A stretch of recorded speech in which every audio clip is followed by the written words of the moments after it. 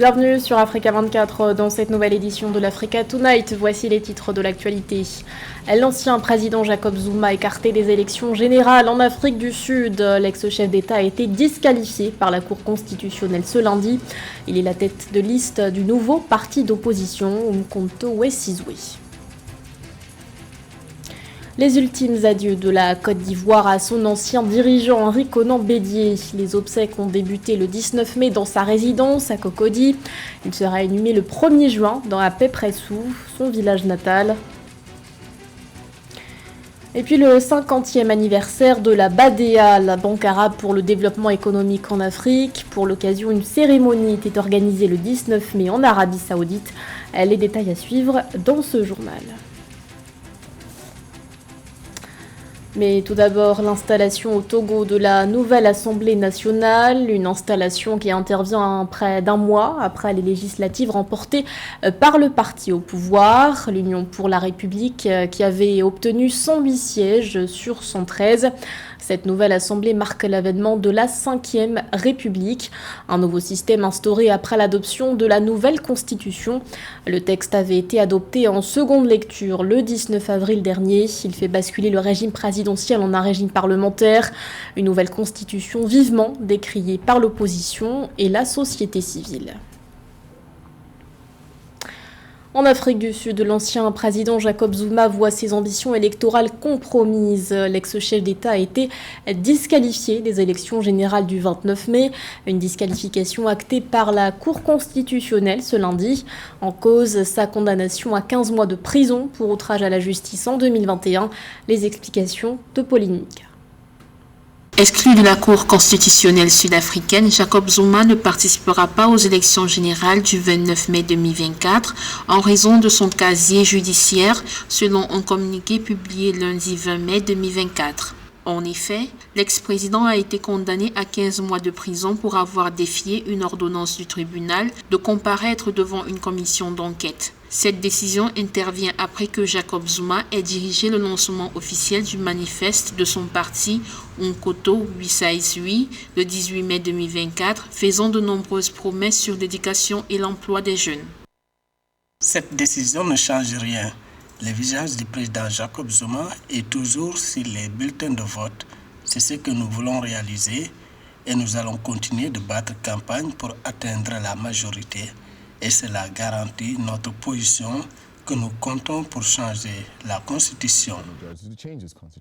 En outre, l'homme politique s'était également engagé à modifier la constitution du pays pour redonner davantage de pouvoir aux chefs traditionnels, affirmant que leur rôle dans la société a été réduit en accordant davantage de pouvoir aux magistrats et aux juges. Zuma a annoncé lors de ce lancement officiel que son parti visait à obtenir plus de 65% des voix nationales lors des prochaines élections pour pouvoir modifier de nombreuses lois dans la Constitution. Les récents sondages suggèrent que le Congrès national africain au pouvoir pourrait obtenir moins de 50% des voix, nécessitant une coalition avec des partis plus petits pour rester au pouvoir. Je vois et j'observe qu'il a su mettre les mots sur les mots de la société sud-africaine, notamment avec ce problème de criminalité, ce problème d'emploi criant concernant la communauté noire. Et on en vient presque à oublier qu'il a été tellement décrié par le passé lorsqu'il était à la présidence sud-africaine, et il est en train de susciter un renouveau avec ce parti. Cette exclusion marque la fin pour Zuma, revenu sur la scène politique en 2022 en créant le parti MK. Malgré cette exclusion, la popularité de Zuma pourrait permettre à son parti d'éroder une partie des voix de l'ANC au pouvoir depuis 30 ans en Afrique du Sud. Dans le reste de l'actualité, ils sont 7 à convoiter le fauteuil présidentiel en Mauritanie. Le Conseil constitutionnel a divulgué ce lundi la liste définitive des candidats au scrutin du 29 juin. Sur cette liste figure le président sortant, Mohamed Ould Cheikh El Ghazouani, qui brigue un deuxième mandat. Il est en lice aux côtés de Hamadi Ould Sid El Mokhtar, le leader du parti islamiste d'opposition Tewassoul. A noter que l'ancien chef d'État, Mohamed Ould Abdelaziz, a été écarté de la course à la présidentielle. Sa candidature n'a pas été retenue par le Conseil constitutionnel, faute de parrainage nécessaire.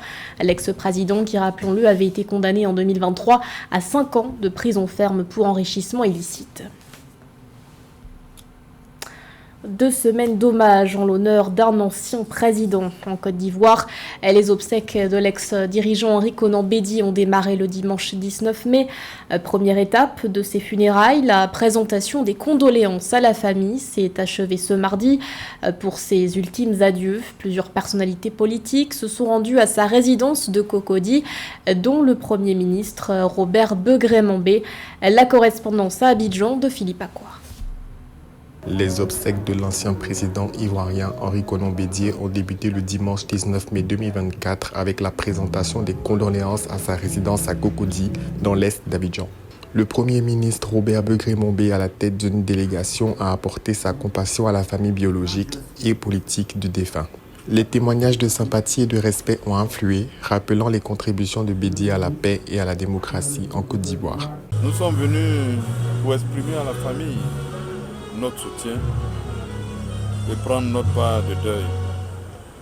Qu'il repose en paix et que de là-haut, il confie la Côte d'Ivoire au Seigneur et que le pays soit un pays de fraternité, un pays de paix, un pays d'amour et un pays où tous sont des frères et des sœurs.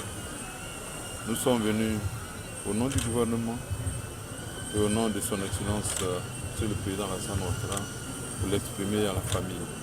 Yako à nous tous.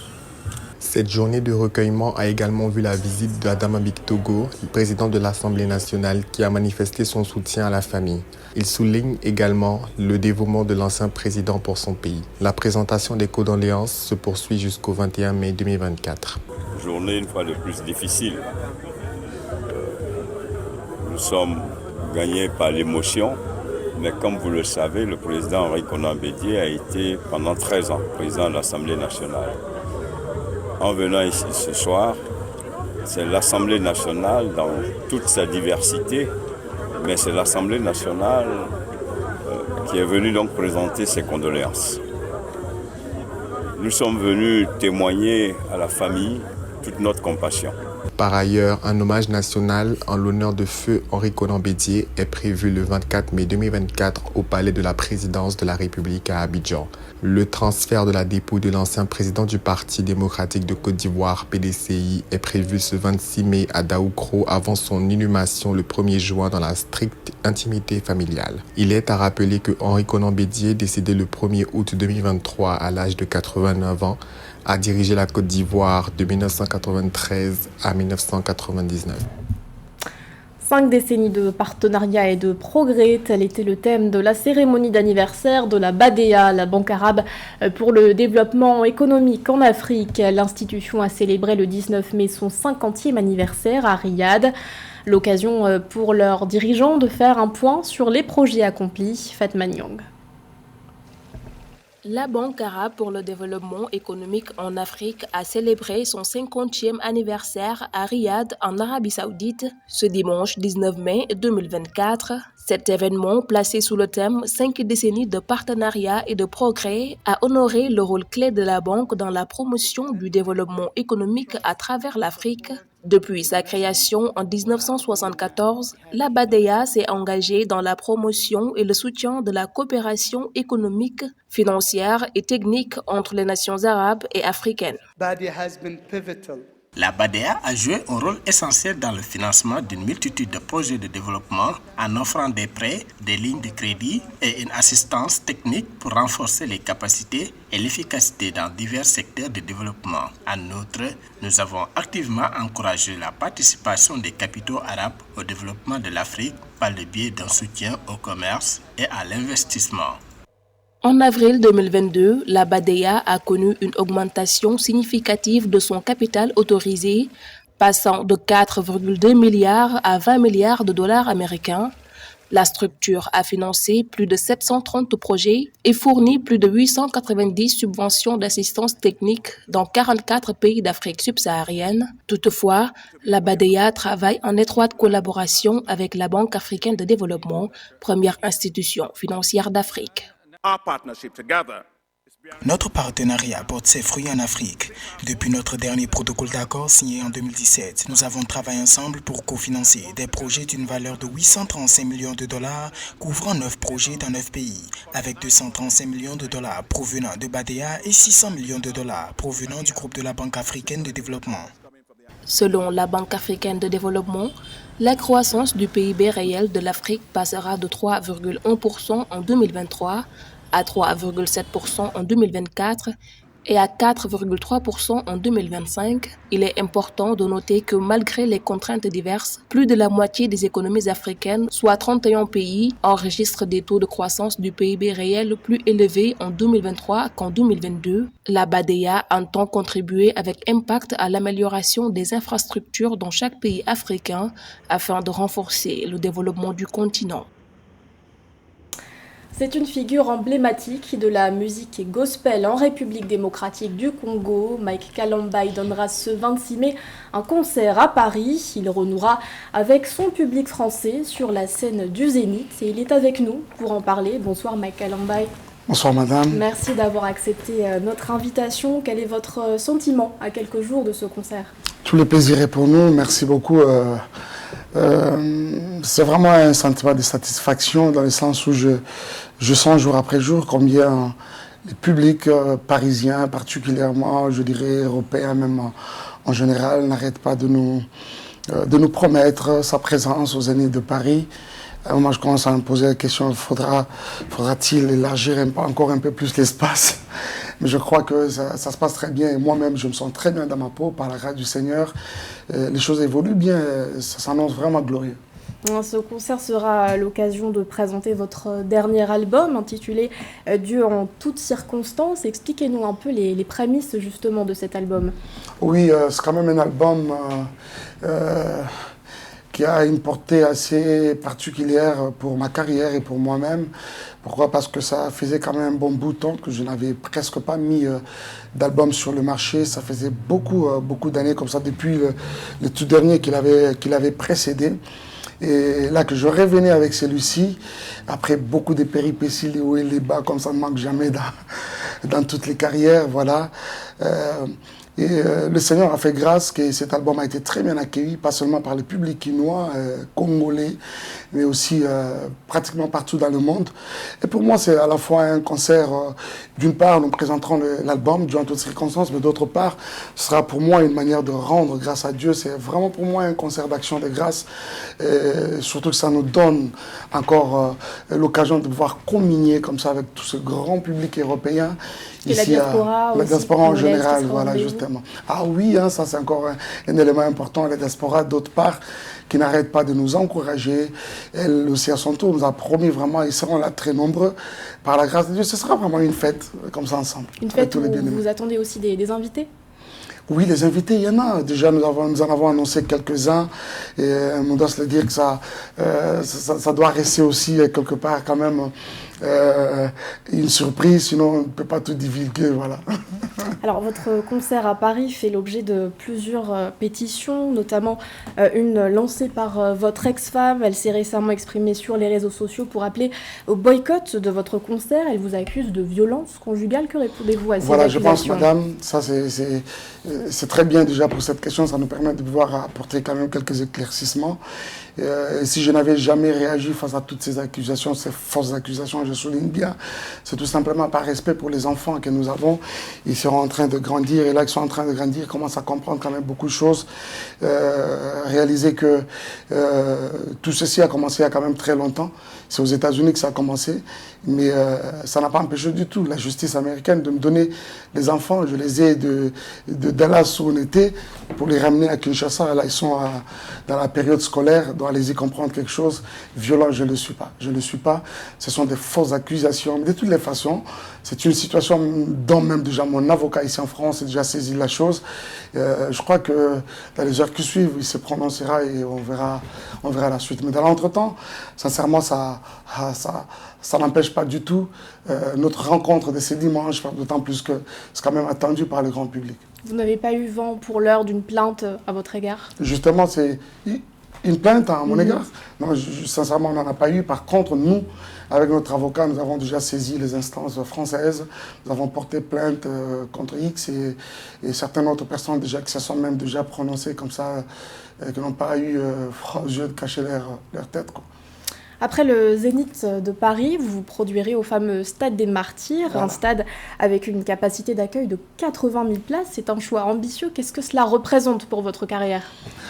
Ah oui, hein, donc déjà pour une carrière aussi émaillée de beaucoup de difficultés comme la mienne, je réitère mes premiers propos tout à l'heure, ce sera pour moi une manière de vraiment rendre grâce à Dieu, de vraiment rendre grâce au Seigneur qui nous permet justement de tenir malgré les vents, malgré les vents et marées, les hauts et les bas.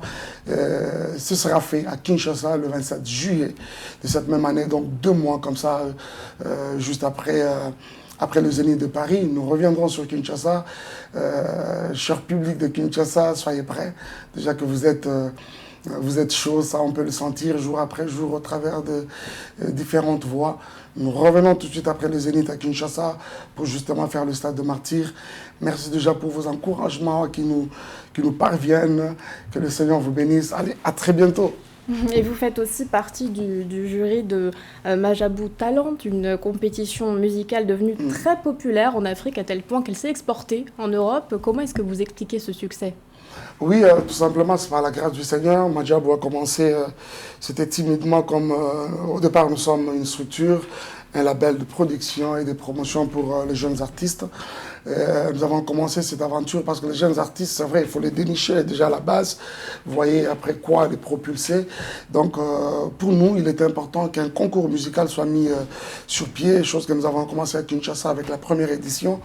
Il s'en est suivi une deuxième, mais cette fois-là, ce n'était pas pour les adolescents et les adultes, mais c'était plutôt pour les plus jeunes, de 8 à quelque chose de 15 ans comme ça. À 16 ans même. Ça a également eu lieu, quelque chose qui a connu un très gros succès, donc Majabou Rafiki.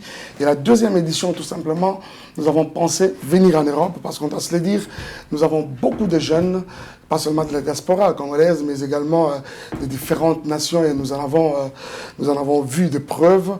Il faut voir les talents que nous avons, qui ont défilé l'un après l'autre devant nous, et c'est vraiment magnifique. Et là que nous sommes déjà dans la phase de prime, bientôt ce sera la finale. Donc bonne chance à tous nos candidats. Et ça se passe très bien et c'est merveilleux ce qui se passe à Majabou. Je dirais toutes nos félicitations. Voilà. Un petit a cappella pour conclure cette interview. J'étais l'image du mépris, tu as changé mon statut. C'est de l'abondance du cœur que la bouche parle. Tu m'as donné la vie, oh, Jésus le plus beau des cadeaux. Je n'aurais pas mieux que mon Jésus, présent dans tous mes combats. Nazoyemba, bolamuneo zakomba, yalelo nakobombate. Papa nazoyemba, bolamuneo. À ce dimanche 26 mai. Merci beaucoup, madame, Makalambaye, d'avoir accepté notre invitation. Je rappelle encore une fois que vous serez en concert ce dimanche 26 mai au Zénith de Paris. Merci. Merci. C'était le journal de la rédaction. Merci de l'avoir suivi. L'actualité continue sur Africa 24.